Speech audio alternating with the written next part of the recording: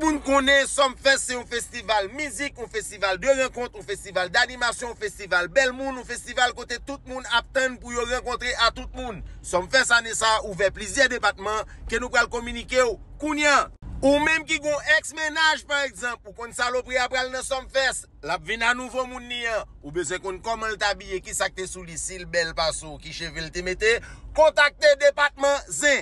Dans 22223621654212345 ou gon nèg led nan men ou pa vle Jeanne 12 ou et moun sa yo sou moun avant y a calé devant caméra fait photo. Contactez département service secret Somfest là, y a caché pécho, y a mettre un côté pour moun pa wè.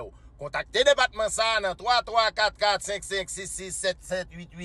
3344556677889123456789202532. N'a tourné à le public.